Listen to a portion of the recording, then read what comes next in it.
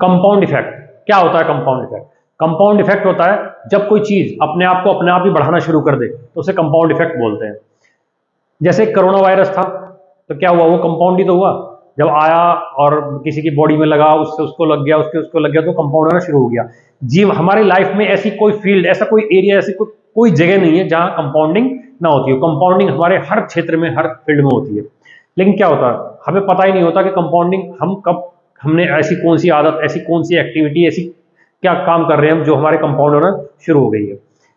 क्योंकि कंपाउंडिंग जो है ना, किसी भी चीज की, हमारी आदत की या किसी भी चीज की जो है, वो होगी ही होगी। कोई भी ऐसा फील्ड अछूता नहीं है कि जिसमें कंपाउंडिंग ना हो। कंपाउंडिंग इफेक्ट जो है ना, काम कैसे करता है उसका पता जो है ना, मैं शुरू में नहीं लगता। जब कोई हम काम करते हैं, जब दो आदमी, जैसे हमने लिए दो आदमी, ये ए और बी, तो क्या हुआ? एक ने जो है बुरी आदतें लगाई, तो वो विनिंग को, सॉरी, अच्छी आदतें लगाई तो वो विनिंग की तरफ चला गया, और गलत आदत लगाई तो लूजिंग की तरफ चला गया। लेकिन जब ये शुरुआत करते हैं ना, तो उन्हें पता ही नहीं लगता कि ये कहाँ जा रहे हैं। वो शुरुआत जब करते हैं तो एक ही जगह जगह से शुरुआत होती है, एक ही जगह रहते हैं। तो जब ये एक ही जगह रहते हैं, तो जब धीरे धीरे धीरे धीरे क्या होता है ना, पता है? जब कोई आदमी, मतलब कोई एक अच्छा काम कर रहा होता है, अरे क्या तू, वो क्या बोलते हैं, अरे क्या फर्क पड़ रहा है, तू भी वही कर रहा है, मैं भी वही कर रहा हूँ, हम दोनों में फर्क क्या है? कुछ भी नहीं। तो ये यही बात होती है ना कि कोई कोई फर्क नहीं पड़ रहा हमारे पे। तो लेकिन इसका फर्क पता कैसे, कब लगता है? जब इसे एक एग्जाम्पल से समझते हैं। जब इसका शुरू में पता नहीं लगता ना, तो जब ये लेकिन एकदम धीरे धीरे पता लगता है, तो क्या होता है? उसका विस्फोट होता है, एकदम बूम, एकदम करके। जैसे कि अब ये एक आदमी है और बी दूसरा आदमी है। ए आदमी को 1 करोड़ रुपए रोज सैलरी मिल रही है, और इस 30 दिन तक मिल रही है रोज, मतलब 1 CR रोज। तो 30 दिन तक इसे कितनी मिलेगी? इसके कितने हो गए? 30 CR। लेकिन जो बी है, इसे कंपाउंडिंग होकर मिल रही है।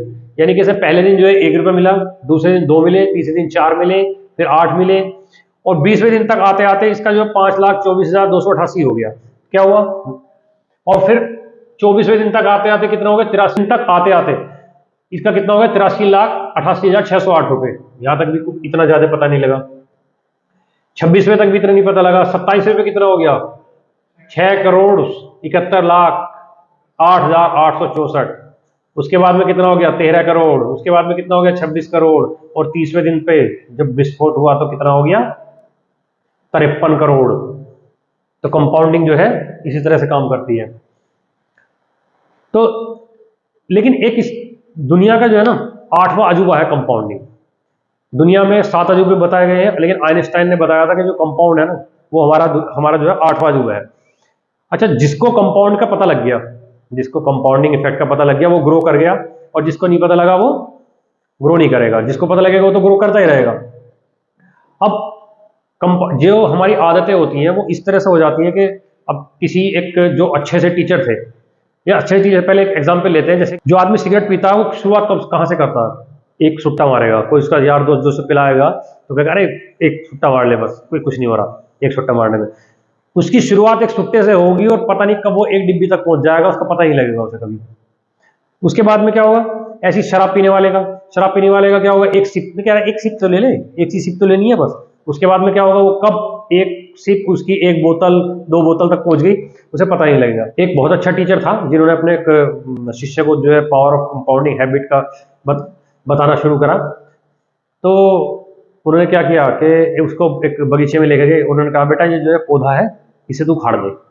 छोटा सा पौधा था, उसने क्या करा? उसे उखाड़ दिया।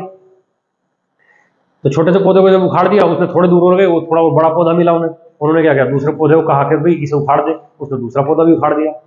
अब थोड़ी दूर और हो गए, तो उन्होंने कहा भाई ये वो कि बराबर का पौधा था, तो उन्होंने कहा भाई इसे भी उखाड़ दें। तो उसने क्या कहा? उसे थोड़ा सा जोर लगाया, उसे भी उखाड़ दिया। अब वो पहुंचते हैं बड़े पेड़ के पास कि बेटा इसे उखाड़ के दिखा दे, इसे भी उखाड़ दे बेटा। तो वो कहने लगा कि ये तो मेरे नहीं उखड़ेगा। लोगों बेटा थोड़ा टाइम लगा, थोड़ा जोर लगा ले, उखड़ जाएगा। लोगों गुरुजी ये तो मेरे से क्या, मेरे पापा से भी नहीं उखड़ेगा। तो मोरल ऑफ द स्टोरी क्या है कि वो समझाना क्या चाह रहे थे कि जो हमारी आदतें हैं ना, जब वो कंपाउंड होनी शुरू हो जाती है, जब वो कंपाउंड हो जाती है, तो उन्हें छोड़ना भी बहुत मुश्किल हो जाता है। देखो, हमें जो है ना, हमें बाद में पता लगता है कि हमारी आदतें कितनी कंपाउंडिंग हो गई है। हमने कभी ना कभी अपनी आदतों का भुगतान, हमारे अपने कंपाउंड का भुगतान किया होता है। हमारे अंदर कोई ना कोई ऐसी आदत जरूर थी जिसका हमने भुगतान किया है। अब उसकी पता हमें कब लगता है, जब हमें कंपाउंड इफेक्ट का पता लगता है ना, उसका एहसास हम तब पता लगता है। रेशे कब रस्से बन जाते हैं उनका पता ही नहीं लगता। शुरुआत रेशे से होती है, लेकिन वो कब बनते बनते बनते बनते रस्सा हो जाता है, रेशे टूट जाते हैं लेकिन रस्से नहीं टूटते।